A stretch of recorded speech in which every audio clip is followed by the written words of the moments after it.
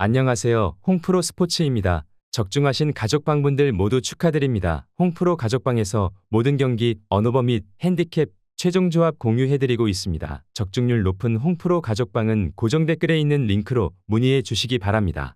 6월 22일 KBO 국내 야구 5경기 분석 시작하겠습니다. 첫 번째로 기아 대 한화 경기 알아보겠습니다. 먼저 기아 선발 황동환은 직전 KT와의 경기에서 5이닝 1실점을 기록했다. 앞선 경기와 다르게 이날은 슬라이더와 포크볼의 컨트롤이 좋았고 5이닝 동안 82구 무사사구 피칭을 펼쳤다는 점이 제일 고무적이었다. 올 시즌 선발로 나선 9경기에서 3자책을 넘긴 경기가 2경기밖에 없을 정도로 꾸준하게 버텨내고 있는 만큼 오늘도 그 흐름을 이어갈 수 있을 것으로 보인다. 이어서 한화 선발 바리아는 직전 SSG와의 경기에서 6이닝 무실점을 기록했다.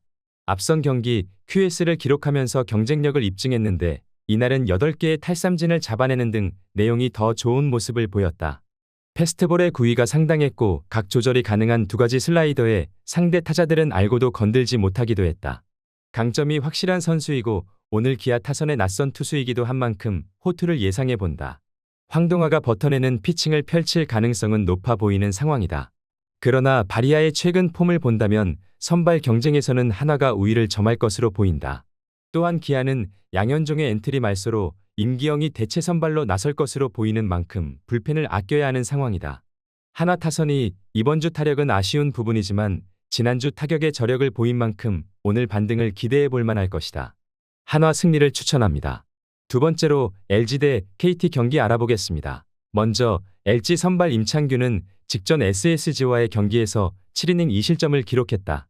이후 허리근 육통으로 엔트리 말소 후 오늘 복귀전을 치르게 되는데 현재 몸 상태는 크게 이상이 없고 라이브 피칭에서 최고 구속 143km를 기록하기도 했다. 엔트리 말소 이전 경기들에서 체인지업의 힘도 잘 보여줬던 만큼 오늘 안정적인 피칭을 기대해 볼 만할 것이다. 이어서 KT 선발 강건은 시즌 초반 불펜으로 나선 3경기에서 총 2이닝 1실점을 기록했다. 패스트볼과 슬라이더, 커브를 주로 던졌는데 패스트볼의 구속이 좋기는 했지만 제구가 되진 않았던 모습이었다.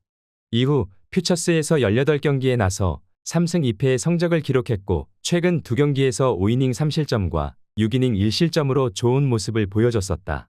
다만 전반적으로 봤을 때 경쟁력이 뛰어난 모습은 아니었다는 점은 아쉬운 부분이 될 수 있을 것이다.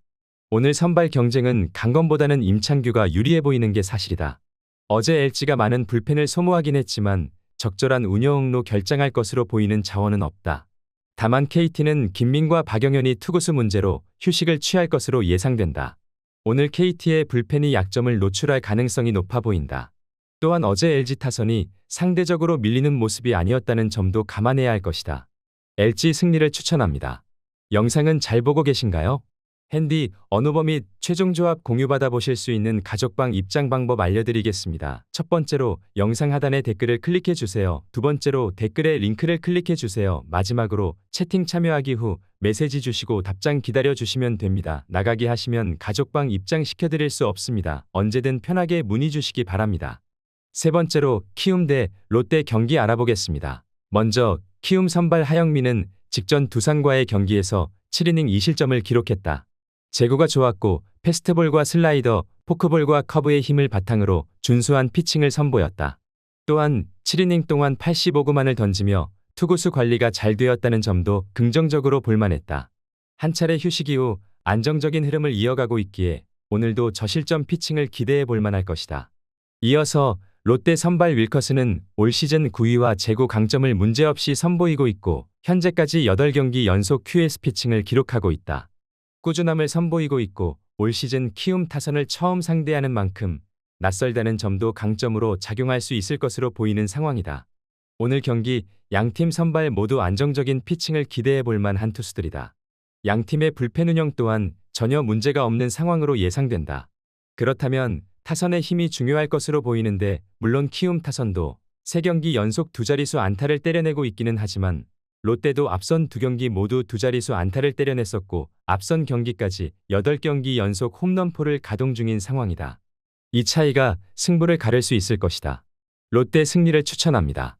네 번째로 SSG 대 NC 경기 알아보겠습니다. 먼저 SSG 선발 김광현은 직전 하나와의 경기에서 5이닝 1실점을 기록했다.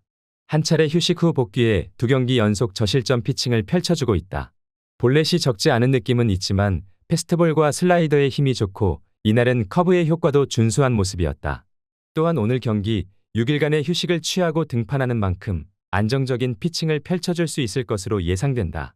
이어서 NC 선발 김시우는 직전 삼성과의 경기에서 5이닝 3실점을 기록했다.